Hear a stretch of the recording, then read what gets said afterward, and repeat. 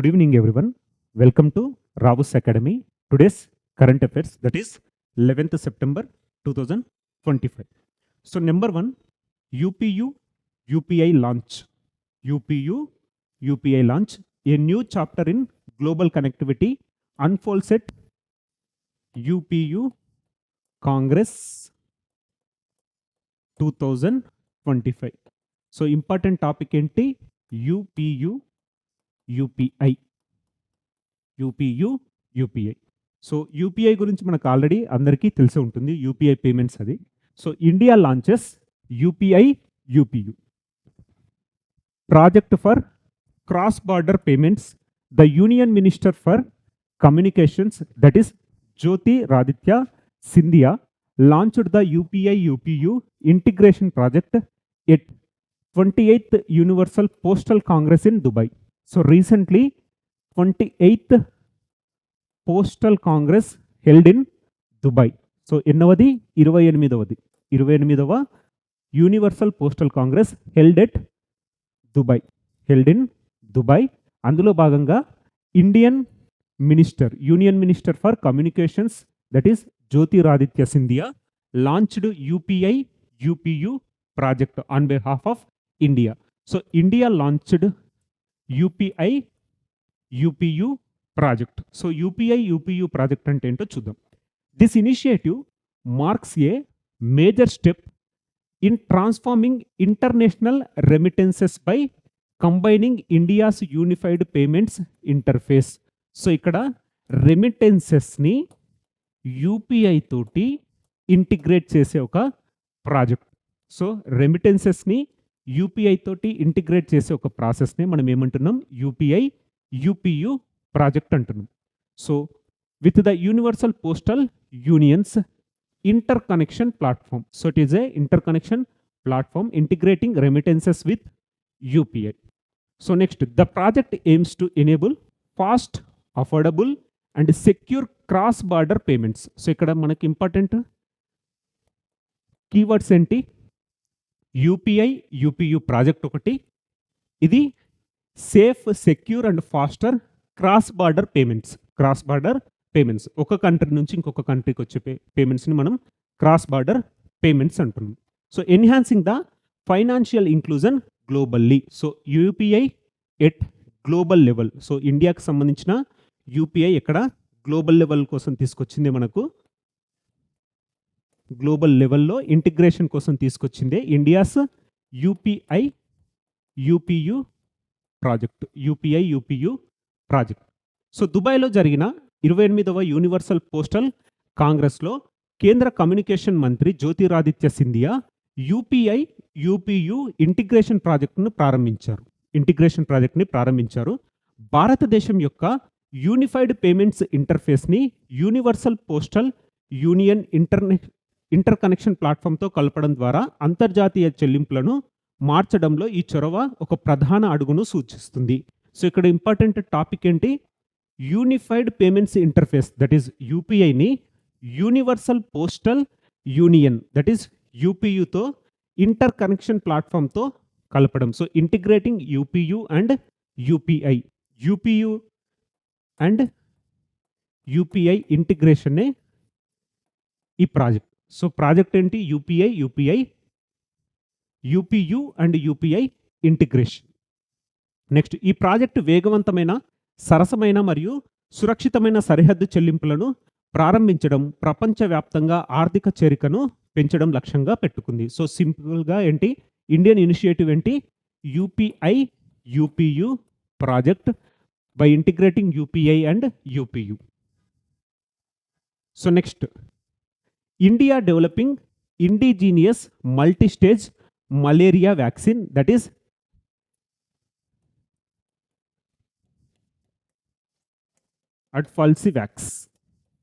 అడ్ఫాల్సివాక్స్ అనేది ఏంటి, indigenous malaria vaccine.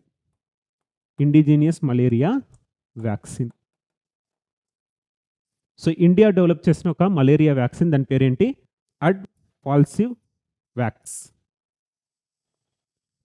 India launches indigenous multistage malaria vaccine.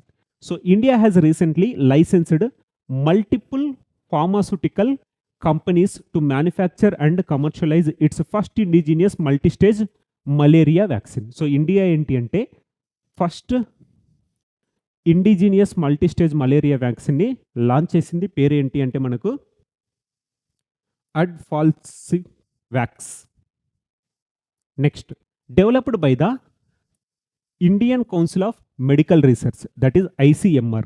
So it is developed by Indian Council of Medical Research and its partners. The vaccine targets the malaria parasite before it enters the blood stream. So ఈ vaccine వల్ల ఏంటి అంటే already మనం vaccine తీసుకున్న తర్వాత మలేరియాకు సంబంధించిన parasite enter అయినప్పుడే దీనిపైన అది దాడి చేయడం జరుగుతుంది. So it offers A stable, affordable and scalable solution effective for over 9 months at room temperature. This breakthrough aims to reduce the malaria transmission and burden in India and beyond. So సింపుల్గా ఏంటి, malaria కేసెస్ని తగ్గించడం కోసం indigenously developed vaccine వచ్చేసి మనకు AdFalciVax developed by ICMR, that is Indian Council of Medical Research. Indian Council of Medical Research వారు indigenously develop చేసిన malaria vaccine. So భారతదేశం ఇటీవలే తన మొట్టమొదటి స్వదేశీ బహుళ దశల మలేరియా వ్యాక్సిన్ని తయారు చేయడానికి మరియు వాణిజ్యీకరించడానికి బహుళ ఔషధ కంపెనీలకు లైసెన్స్ ఇచ్చింది. Indian Council of Medical research మరియు దాని భాగస్వాములు అభివృద్ధి చేసిన ఈ వ్యాక్సిన్ మలేరియా పరాన్నజీవిని రక్త ప్రవాహంలోకి ప్రవేశించే ముందు లక్ష్యంగా చేసుకుంటుంది. ఇది గది ఉష్ణోగ్రత వద్ద 9 నెలలకు పైగా ప్రభావవంతమైన, స్థిరమైన, సరసమైన మరియు స్కేలబుల్ పరిష్కారాన్ని అందిస్తుంది. ఈ పురోగతి భారతదేశం మరియు వెలుపల మలేరియా వ్యాప్తి మరియు భారాన్ని తగ్గించడం లక్ష్యంగా పెట్టుకుంది. సో సింపుల్గా ఏంటి అంటే మలేరియా పారాసైట్ బ్లడ్లోకి వెంటనే ఇది ఐడెంటిఫై చేసి దాడి చేయడం ప్రారంభించడం జరుగుతుంది. So India developed indigenous malaria vaccine, that is by Indian Council of Medical Research, ICMR అంటాం, ICMR. సో వ్యాక్సిన్స్ పైన మనకు ఎగ్జామినేషన్లో క్వశ్చన్స్ అడిగే ఛాన్సెస్ ఉన్నాయండి. సో వ్యాక్సిన్స్ అనేది very very important. So previous క్లాసెస్లో మనం చూసింది ఏంటి, Russia developed vaccine for cancer గురించి డిస్కస్ చేస్తాం. Vaccine for cancer recently developed by Russia. So ఈరోజు India indigenously developed vaccine for malaria. So next,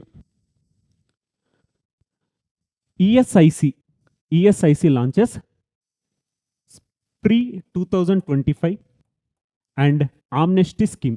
so మనకు వచ్చేసి ఇంపార్టెంట్ స్కీమ్స్ ఏంటి, ఆమ్నెస్టీ స్కీమ్ ఒకటి, ఇంకొకటి స్ప్రీ 2025. లాంచ్ చేసింది ఎవరు, ESIC అంటే ఏంటి, the employees State Insurance corporation. The employees State Insurance corporation, that is ESIC ఏంటి, the Employees State Insurance Corporation introduced 2 key schemes in 2025 to expand social security coverage and ease compliance for industries.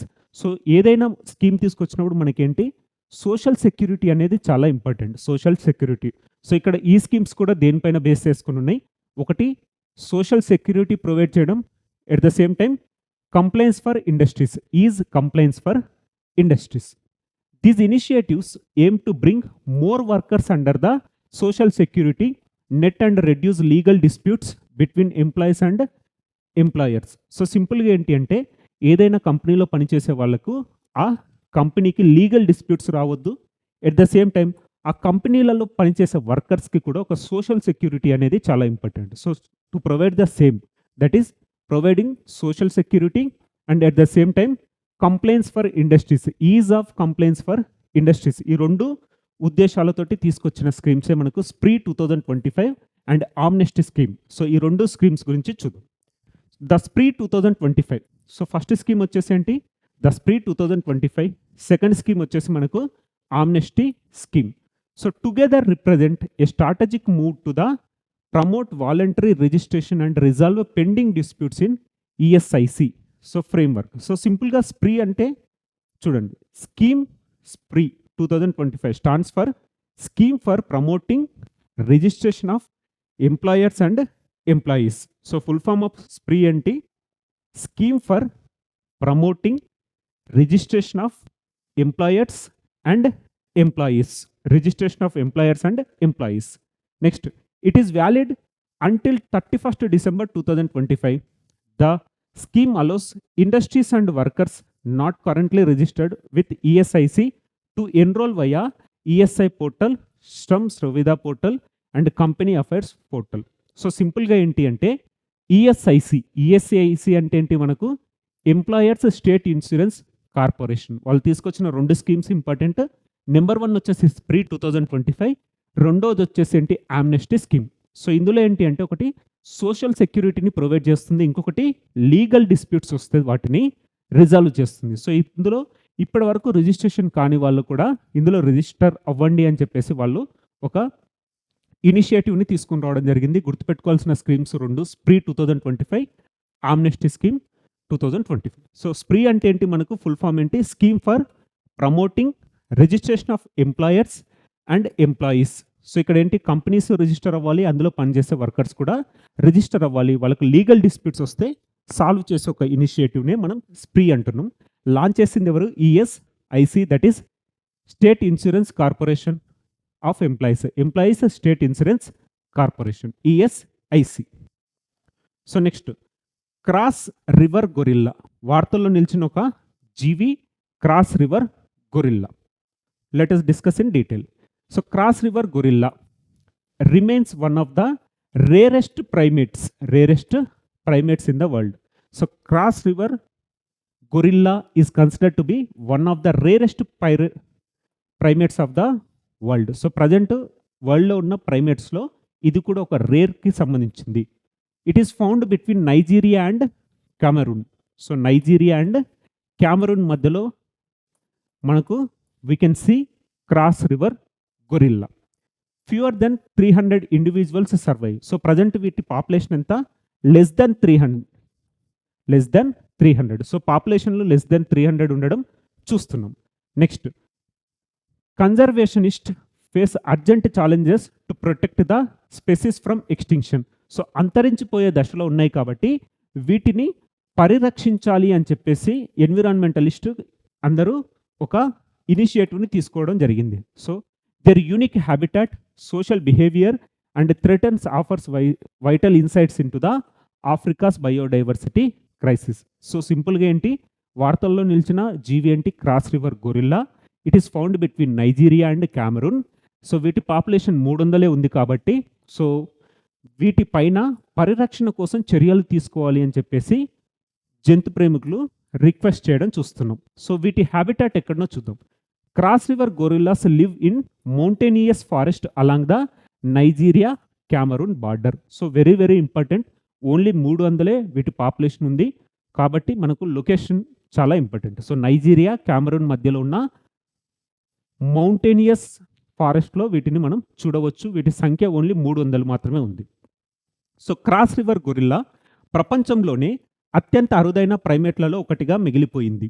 Nigeria మరియు Cameroon మధ్య కనుగొనబడిన ఈ గొరిల్లాలో 300 కంటే తక్కువ జంతువులు మాత్రమే మనుగడ సాగిస్తున్నాయి. ఈ జాతిని అంతరించిపోకుండా కాపాడడానికి పరిరక్షకులు తక్షణ సవాళ్లను ఎదుర్కొంటున్నారు. వాటి ప్రత్యేకమైన ఆవాసాలు, సామాజిక ప్రవర్తన మరియు బెదిరింపులు ఆఫ్రికా జీవ వైవిధ్య సంక్షోభంపై కీలకమైన అంతర్దృష్టిని అందిస్తాయి. సో సింపుల్గా ఏంటి అంటే వార్తల్లో నిలిచిన జీవి ఏంటి? మనకు క్రాస్ రివర్ గొరిల్లా. ఎక్కడుంటుంది? మనకు నైజీరియా కెమెరూన్ మధ్యలో ఉన్న మౌంటేనియస్ ఏరియాలో వీటిని మనం చూడవచ్చు. వీటి పాపులేషన్ ఏంటి? లెస్ దాన్ 300 ఉండడం వల్ల వీటిపైన కన్జర్వేషన్ కోసం మనం చర్యలు తీసుకోవాలి అని చెప్పేసి జంతు ప్రేమికులు ఆ ప్రభుత్వాలను రిక్వెస్ట్ చేయడం చూస్తున్నాం. సో దీన్ని మనం ఏమంటున్నాం? క్రాస్ రివర్ గొరిల్లా అంటున్నాం. నెక్స్ట్ వచ్చేసి India's mission Sudarshana Chakra air defence system. So Sudarshana Chakra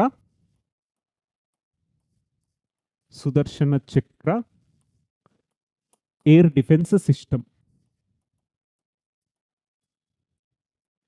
so earlier మనం డిస్కస్ చేసింది ఏంటి? S-400 మిజైల్ సిస్టమ్ని ఇండియా ఎక్కడి నుంచి ఇంపోర్ట్ చేసుకుంది? రష్యా నుంచి ఇంపోర్ట్ చేసుకోవడం చూస్తాం. రష్యా నుంచి India imported S-400 missile system. So వాటిని మనం పేరు ఏ విధంగా మార్చాం, సుదర్శన చక్ర అని మార్చాం. సో ఇప్పుడు వార్తల్లో నిలిచింది ఏంటి, India's mission Sudarshana Chakra air defence system. So Sudarshana Chakra air defence system, let us discuss in detail. India defence research and development organisation, that is DRDO, has made stride by successfully testing and integrated air defence system. So రీసెంట్గా DRDO వాళ్ళు ఈ air defence సిస్టమ్ని సక్సెస్ఫుల్గా test చేశారు. So మనకేంటి, ఇలాంటి defence రిలేటెడ్వి ఎక్కడ test చేస్తారు, ఒరిస్సా దగ్గర ఉన్న చాందీపూర్ దగ్గర ఉన్న APJ Abdul Kalam wheeler island దగ్గర వీటిని టెస్ట్ చేస్తారు జనరల్గా DRDOకి సంబంధించినవి. అదే మనకి ఇస్రోకి సంబంధించింది ఏంటి, షార్ దగ్గర టెస్ట్ చేస్తారు. So next, this development is part of mission Sudarshana Chakra. So machine సుదర్శన చక్రలో భాగంగా వీటిని టెస్ట్ ఫైర్ చేయడం జరిగింది. Announced by prime minister Narendra Modi, aimed to be fully ఆపరేషనల్లీ by 2035. So వీటిని ఫుల్గా మనం యూటిలైజ్ ఎప్పటి నుంచి చేసుకోవచ్చు, 2035 నుంచి వీటిని వాడుకలోకి తీసుకొని రావడానికి అవకాశాలు ఉన్నాయి అని చెప్పేసి రీసెంట్గా టెస్ట్ ఫైర్ జరిగిన దగ్గర నుంచి మనకు లభించిన సమాచారం. The system demonstrates the ability to intercept targets and multiple altitudes and ranges. This marks a major step towards multi-layered air defence shield combining legacy and modern weaponry to counter evolving aerial threats. So మనకేంటి అంటే aerial థ్రెట్స్ని ఎదుర్కోవడానికి India తీసుకొచ్చిన ఒక ఇనిషియేటివే మనకేంటి, సుదర్శన Chakra air defence system. Sudarshana Chakra air defence system రీసెంట్గా test fire చేశారు.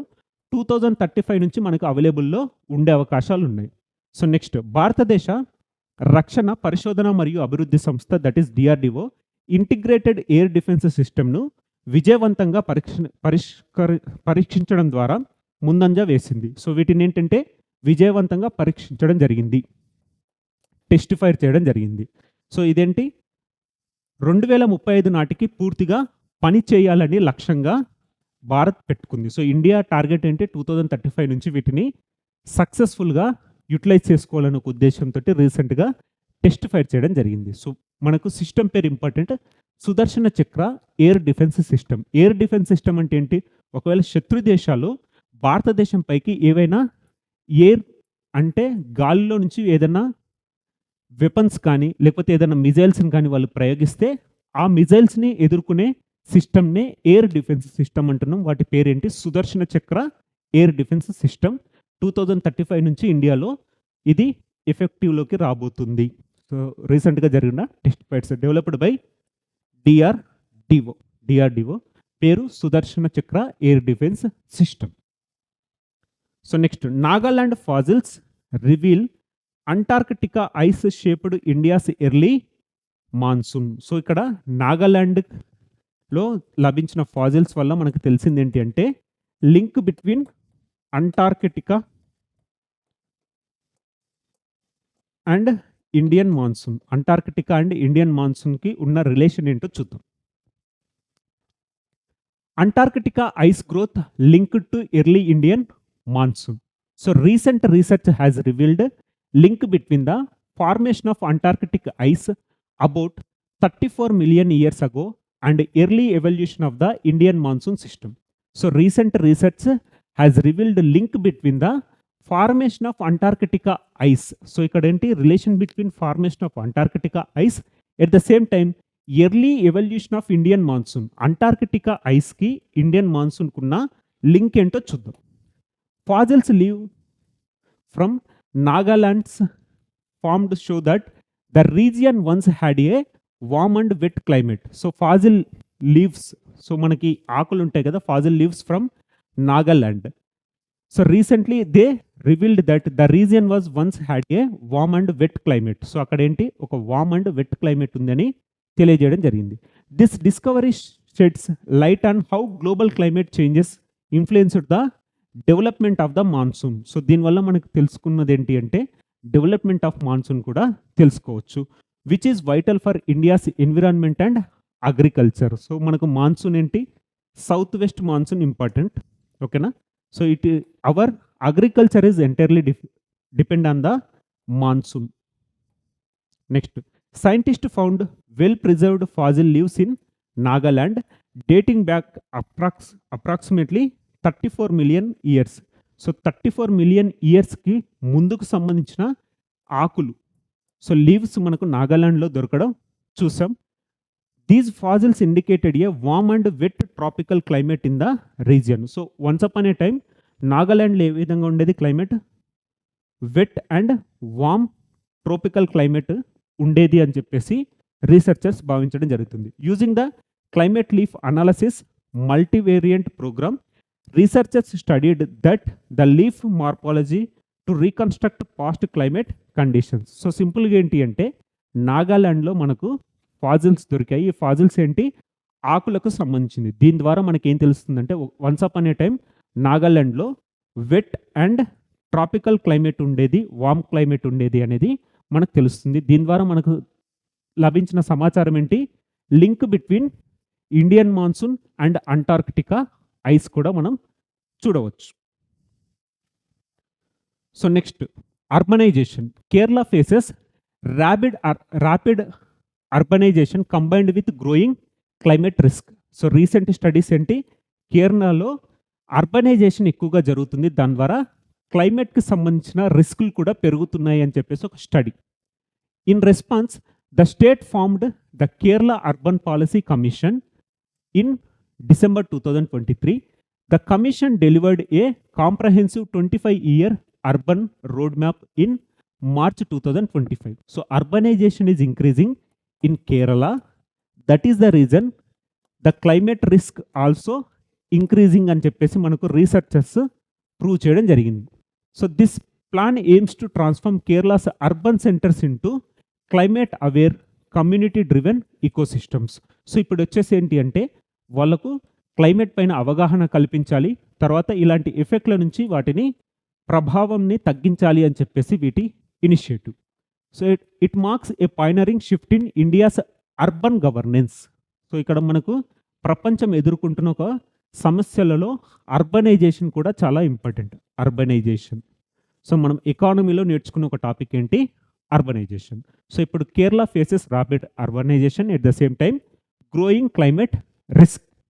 Next Kerala వేగవంతమైన పట్టణీకరణలో పాటు పెరుగుతున్న వాతావరణ ప్రమాదాలను ఎదుర్కొంటుంది. దీనికి ప్రతిస్పందనగా రాష్ట్రం డిసెంబర్ 2023లో కేరళ అర్బన్ పాలసీ కమిషన్ని ఏర్పాటు చేసింది.